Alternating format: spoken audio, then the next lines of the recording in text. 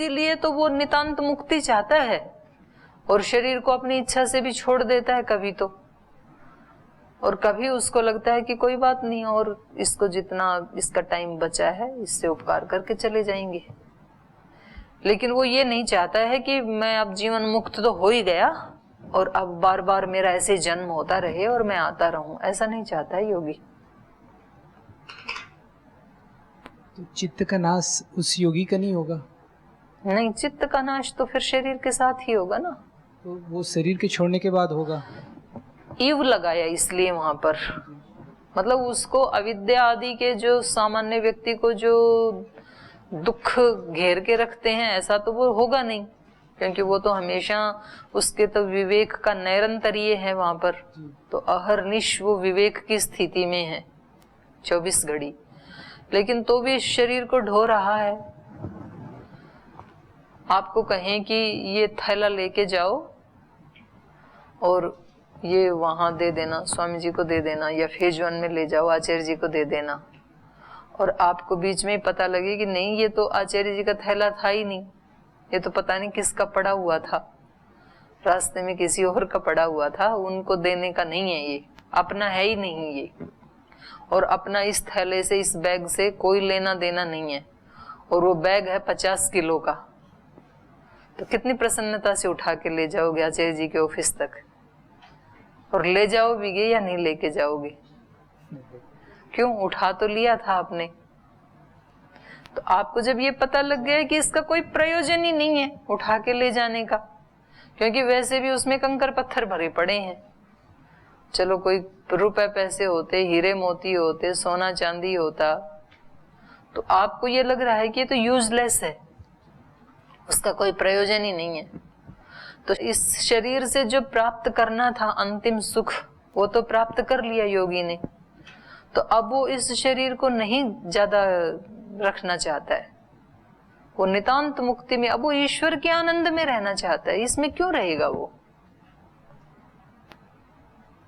तो इसलिए नितांत मुक्ति की ही कामना करते हैं योगी। आप उस थैले को वहीं डालना चाहोगे कि मैं क्यों वजन उठा के लेके जाऊं, इसलिए छोड़ देते हैं। हमें भूख लगी थी तो हमने खाना खा लिया, हमारी कामना पूर्ति हो गई, तो उस समय क्या हम निष्कामी कहलाएंगे? तो उतनी देर के लिए वो कामना नहीं है ना, अन्य कामनाएं हैं सूक्ष्म रूप में, पर उस कामना के प्रति तो आप निष्काम हो गए। निष्काम मतलब वो कामना गई, निर्गता कामना यस्य।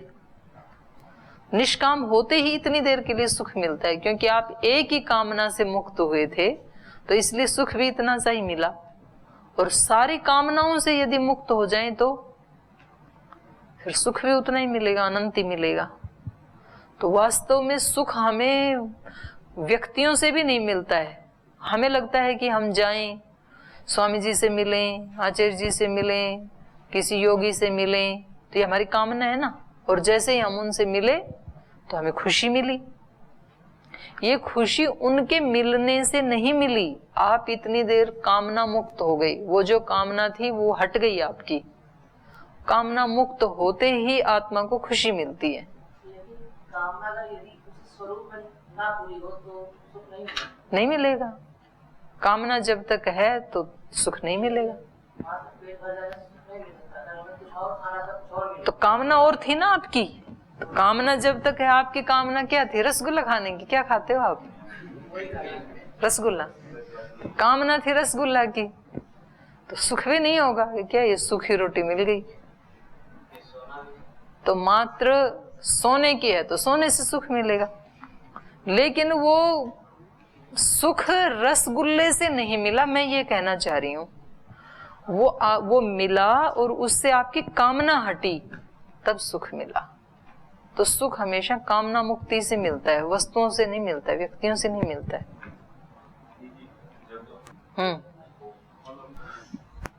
दीदी जी, जब व्यक्ति कामना करता है कि मेरे को मकान चाहिए, हाँ, मकान उनको प्राप्त हो गया, उसके बाद दूसरी कामना उनकी होगी, तो आप कह रहे दुख मिलेगा। लेकिन जब वो मकान बनाए उसके बाद भी उनको ये जो गर्मी से, सर्दी से, बारिश आदि से उनकी रक्षा हो रही है, उससे तो उनको सुख प्राप्त हो ही रहा है परमानेंट। उससे सुख प्राप्त नहीं हो रहा, उनकी जो कामना थी उससे मुक्ति हो गई। नहीं, वो तो तात्कालिक रूप से हुआ, लेकिन ये तो है ही ना।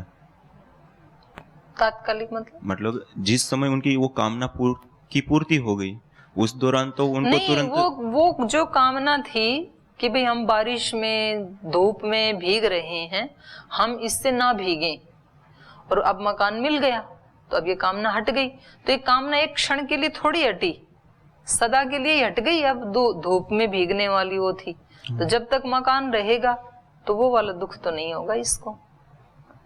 मतलब ये वाला सुख तो उनको मिल ही रहा है ना। हाँ, तो कामना मुक्ति से मिल रहा है, क्योंकि वो कामना लौट के नहीं आई दोबारा। तो ये मतलब साइंटिफिक है कि सुख हमेशा हमें कामना मुक्ति से मिलता है। जितनी देर के लिए कामना मुक्त होते हैं उतनी देर मिलेगा। ये जो कामना थी उसकी, ये तो सदा सदा के लिए मुक्त हो गई, जो भीगने वाली और आतप देने वाली थी। अब यदि दूसरी उठ गई कि इससे भी बढ़िया चाहिए, तो फिर अगला दुख शुरू हो जाएगा, क्योंकि चित्त में कामना तो है ना। हाँ, कर दो ना। कौन सा इसमें आपको लाइसेंस लेना है, तुरंत कर दो। कामना विमुक्त विचर ना सके फिर मत कहना, तो कामना विमुक्त होके विचरण करो। तो सन्यासी तो वैसे भी कामना मुक्त ही होते हैं। चलो आगे देखो, इसको आगे देखो, फिर इसमें पढ़ के भी तो आना ना कल कुछ। अनागत अवस्थ सूक्ष्म दुःखस्य यावद द्रव्य भावित्वात् अतिशयेन भावित्वात् इति अतिशयेन नैमित्तिकत्वं निराक्रियते। तो इसलिए जो अनागत अवस्था में जो सूक्ष्म दुख है वो यावत द्रव्य भावी रहता है, तो इसलिए आत्मा में नैमित्तिक दुख का भी अब अतिशय से निराकरण किया जा रहा है। ये कह रहे हैं कि चलो स्वभाव से आत्मा बद्ध नहीं है, लेकिन बंधन में तो है ना हम, तो ऐसा मान लेते हैं कि इसमें काल ही निमित्त है, काल के निमित्त से ये बद्ध है। एक समय ऐसा आएगा कि हम मुक्त हो जाएंगे, काल से बंधे हुए हैं, ऐसा मान लेते हैं। तो उसका उत्तर दे रहे हैं, सूत्र बोलिए। न काल योग तो व्यापिनो नित्यस्य सर्व संबंधात। कह रहे नहीं, काल के योग से भी ये बद्ध नहीं हो सकता है, क्योंकि व्यापिनः नित्यस्य, तो इस सूत्र के दो अर्थ हैं। एक तो ये काल के विशेषण हो सकते हैं कि काल कैसा है, काल नित्य है, काल तो हमेशा रहेगा, काल का कभी नाश थोड़ी होता है। प्रलय अवस्था में भी काल रहता है, मोक्ष अवस्था में भी काल रहता है, और सृष्टि अवस्था में भी काल का योग तो है ही ना हमेशा। और काल कैसा है, व्यापी है, सब जगह काल का तो संयोग है ही। तो नित्यस्य व्यापिनः कालः सर्व संबंधात, सबके साथ संबंध है इस काल का। तो क्या होगा कि काल से ही यदि आत्मा बद्ध है, तो फिर जो मोक्ष में गए हैं उनके साथ भी काल तो जुड़ा ही हुआ है, तो फिर तो वो भी बद्ध ही हैं।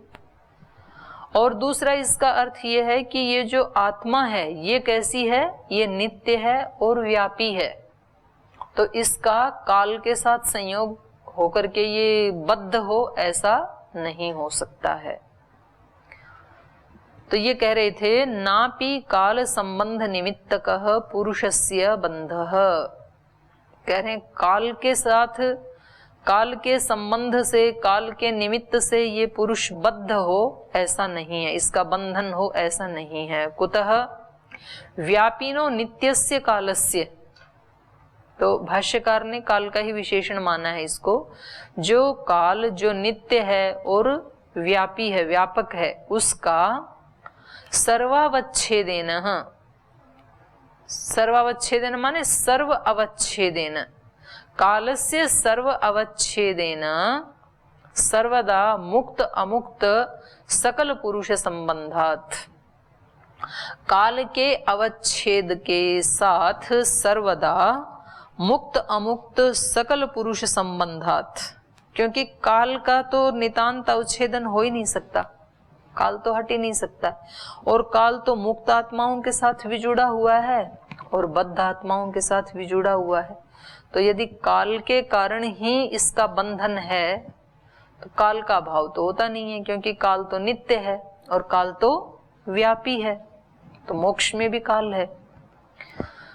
सर्व अवच्छेदेन सदा सकल पुरुषाणाम बंधापत्ते इत्यर्थः।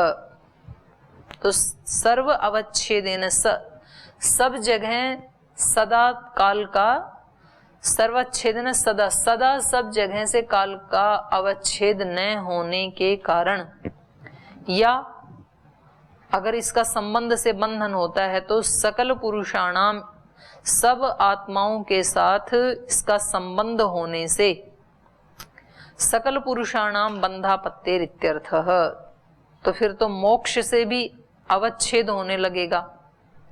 जो आत्माएं मोक्ष में चली गई तो क्योंकि उनके साथ भी तो काल जुड़ा हुआ है, तो वहां से भी फिर उनको बंधन में आ जाएंगे वो भी। तो मोक्ष का भी नाश होने लगेगा, फिर मोक्ष अवस्था भी बंधन से युक्त ही होने लगेगी। तो काल के योग से ये बंधन में है ऐसा नहीं कह सकते हैं। अत्र च प्रकरणे काल देश कर्मादि नाम निमित्तत्व सामान्यम नापलप्यते।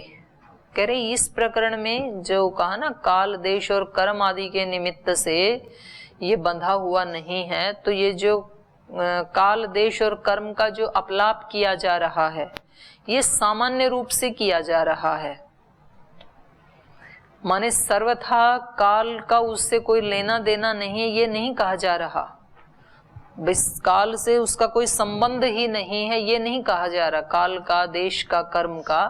क्योंकि जो मुक्त आत्माएं हैं उसका भी काल के साथ तो संबंध है ही, और किसी न किसी देश में भी हैं वो, किसी न किसी काल में भी हैं। तो सामान्य रूप से तो काल का और देश का संयोग रहेगा ही, लेकिन मात्र काल के कारण ही बंधा हुआ है उसका यहाँ अपलाप किया जा रहा है।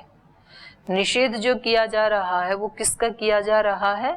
विशेष रूप से काल के निमित्त से बंधा हुआ है, इस कथन का यहाँ पर अपलाप किया जा रहा है, निषेध किया जा रहा है। सामान्य रूप से तो काल और देश का संयोग सबके साथ ही रहेगा, बद्ध के साथ भी रहेगा, मुक्त के साथ भी रहेगा, क्योंकि किसी न किसी देश काल में तो आत्माएं रहेंगी ही। तो इस प्रकरण में अत्र च प्रकरणे काल देश कर्म आदि नाम निमित्तत्वम सामान्यम नापलप्यते। सामान्य काल देश कर्म का अपलाप नहीं किया जा रहा, श्रुति स्मृति युक्ति भी ही सिद्धत्वात्। क्योंकि वो सामान्य संयोग तो श्रुति स्मृति युक्ति से सिद्ध ही है, किसी न किसी देश में, काल में, किसी न किसी कर्म से जुड़े ही रहते हैं। तो उसका सामान्य का अपलाप नहीं किया जा रहा है। किंतु यह नैमित्तिकत्वम पाकज रूपादिवत निमित्त जन्यत्वम तदेव बंधे प्रतिसिध्यते। लेकिन कह रहे हैं जो नैमित्तिक, इन्होंने कहा ना काल के कारण, तो काल को क्या बना दिया? निमित्त। उसका निषेध किया जा रहा है पाकज रूपादिवत। जैसे घड़े का जब तक पका नहीं है तब तक रूप कैसा रहता है? एक अलग रूप होता है, थोड़ा खाकी खाकी कलर का, और जब वो पक गया तो लाल कलर का हो गया। तो यहाँ कहेंगे कि अग्नि के निमित्त से वो उसका रंग लाल हो गया। तो ऐसा निमित्त नहीं है काल, उसका निषेध किया जा रहा है।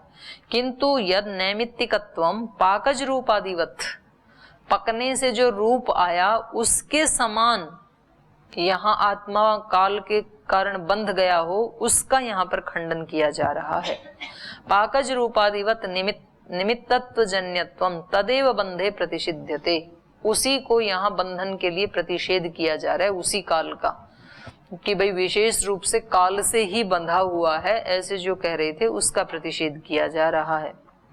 पुरुषे बंधस्य औपाधिकत्व अभ्युपगमात्, क्योंकि वास्तव में पुरुष का जो बंधन है ये पुरुष में कैसा है?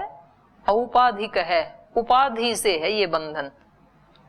औपाधिकत्व अभ्युपगमात्, उपाधि से माना जाने के कारण। अभ्युपगम माने मानना, स्वीकार करना।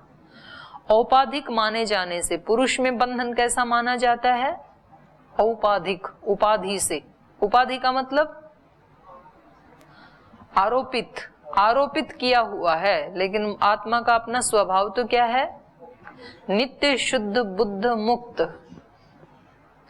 तो नित्य शुद्ध है वो, उसमें कभी भी अशुद्धि का लेश मात्र भी होता ही नहीं है, और नित्य ज्ञान युक्त ही है, अज्ञान का उसके साथ संयोग नहीं होता है, और नित्य मुक्त स्वभाव वाला ही है, कभी भी वो बंधन में आ ही नहीं सकता है। स्वभाव जो होता है ना, वो कैसा होता है? न हटने योग्य होता है, यावत द्रव्य भावी होता है। तो जब उसका स्वभाव ही नहीं है बंधने का, तो वो बंधेगा कैसे? नहीं बंधेगा। और जब उसका स्वभाव ही शुद्ध है, तो वो अशुद्ध कैसे होगा? और जिसका स्वभाव ही मुक्त है, बुद्ध है, तो वो अज्ञान के साथ कैसे लिप्त होगा? लेकिन तो भी हम सब हो रखे हैं ना, तो कैसे इसकी संगति बिठाएंगे? इन्होंने बैठाया कि वो औपाधिकत्व, उपाधि से आरोपित किया हुआ है उसके ऊपर, और इसने स्वयं ही आरोपित किया हुआ है, दूसरे ने नहीं, कि मैं कैसा हूं, अभी बंधन में हूं मैं, अभी ऐसा खुद ही मान रखा है, अशुद्ध हूं मैं। और हमें तो प्रार्थना भी ऐसी करनी सिखा रखी है, ऐसी करते हैं हम, मैं बहुत मूर्ख हूं, दुष्ट हूं, अज्ञानी हूं, ऐसे कह कह करके हम अपने ही ऊपर वो संस्कार आरोपित कर रहे हैं कि मैं ऐसा हूं। लेकिन जब व्यक्ति ये कह रहा है मैं ऐसा हूं, उस समय वो आत्म स्वरूप में प्रतिष्ठित नहीं है, ये उसकी बुद्धि कह रही है, मन कह रहा है, विचार कह रहा है।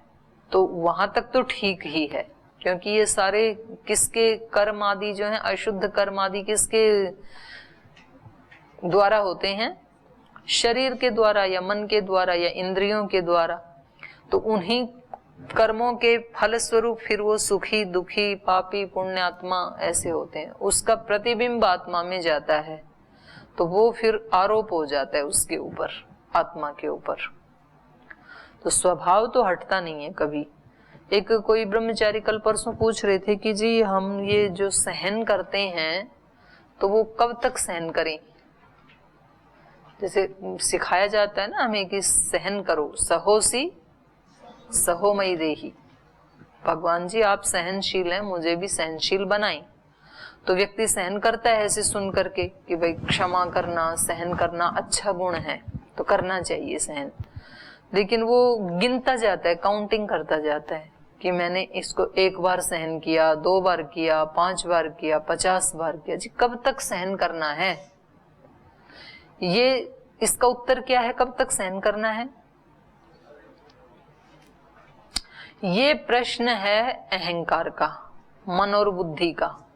इसलिए मन और बुद्धि, अहंकार तो काउंटिंग करेगा कि जी 10 बार करना है कि 20 बार करना है कि 100 बार करना है। तो भगवान कृष्ण ने कहा 99 बार सहन करूंगा, 100वीं बार सर काट दूंगा। शिशुपाल का काट ही दिया था। फिर अहंकार तो पूछेगा कि मैं कब तक सहन करूं, और आत्मा कभी भी नहीं पूछेगा, क्योंकि आत्मा का तो वो स्वभाव ही है ना।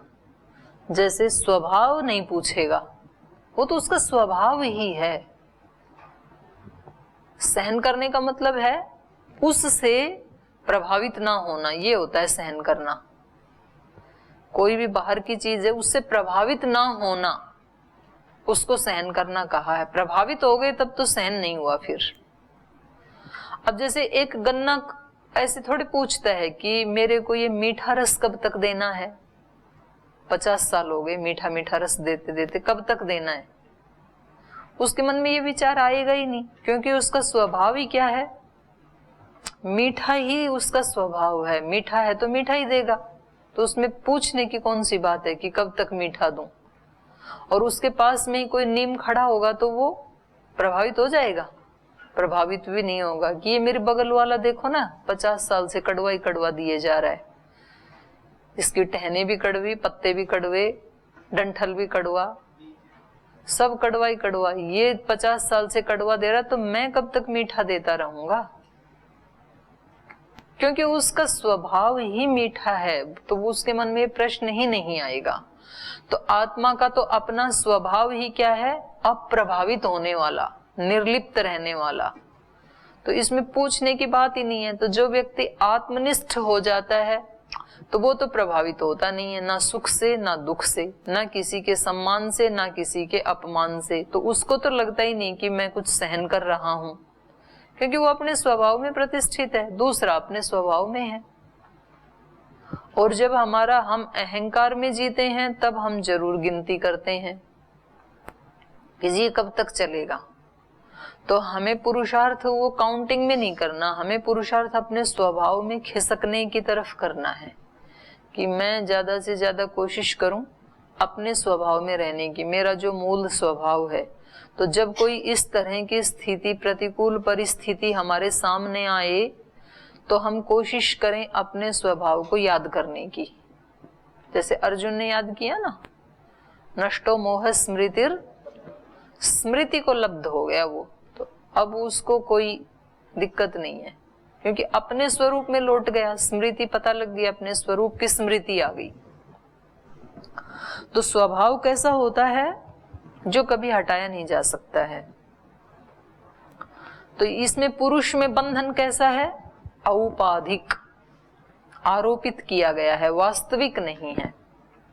पुरुषे बंधस्य औपाधिकत्व अभ्युपगमात्।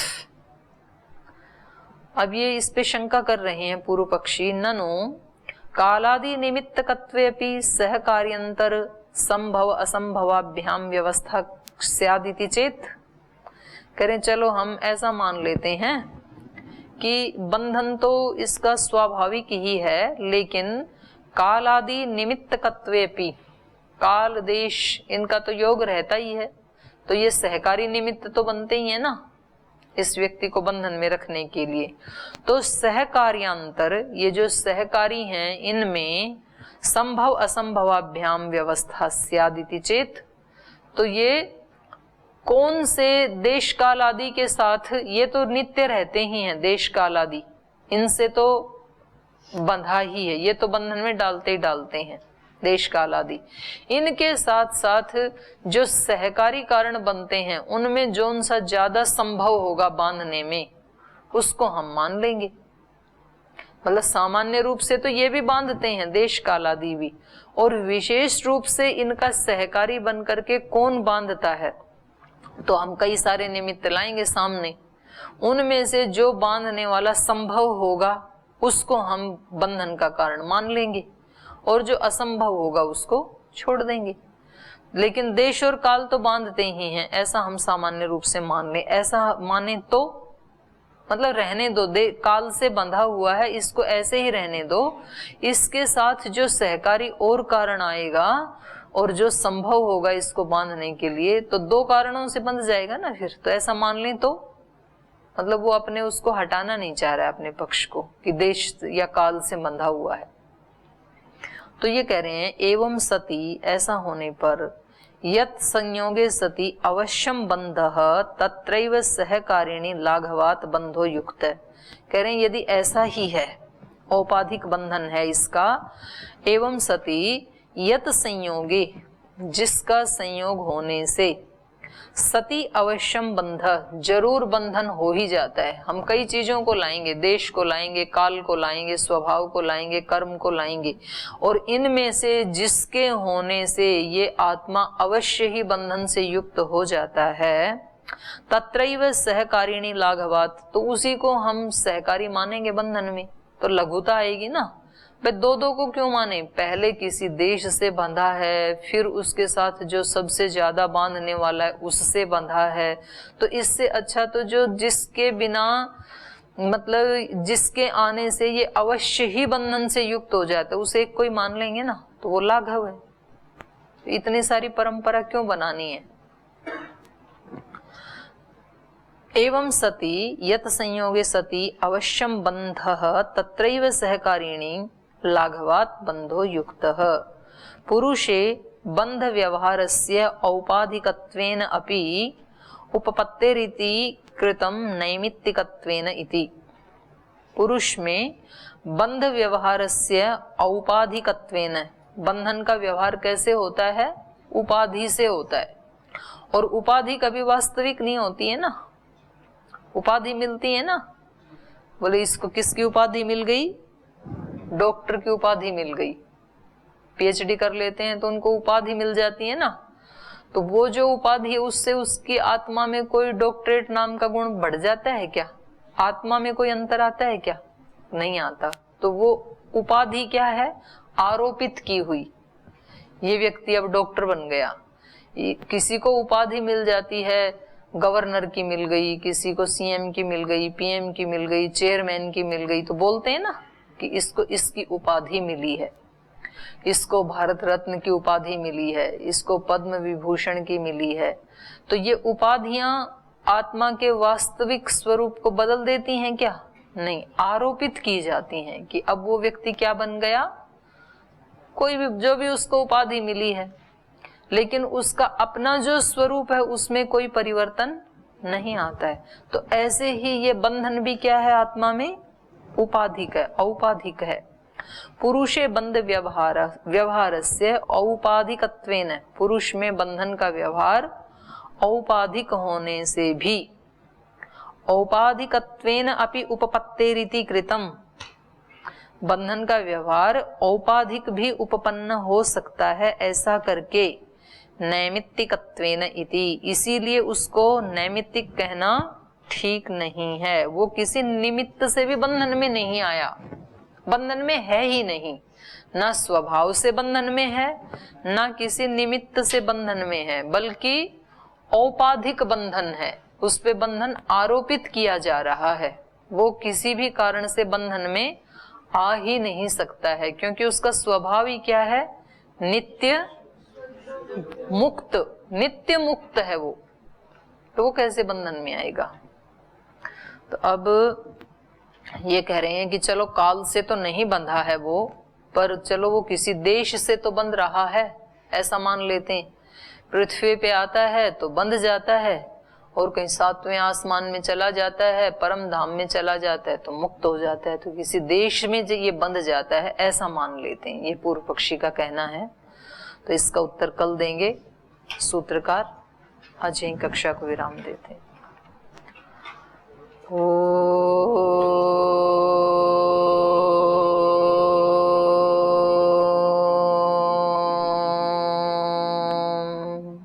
शांति शांति शांति। श्री गुरुभ्यो नमः।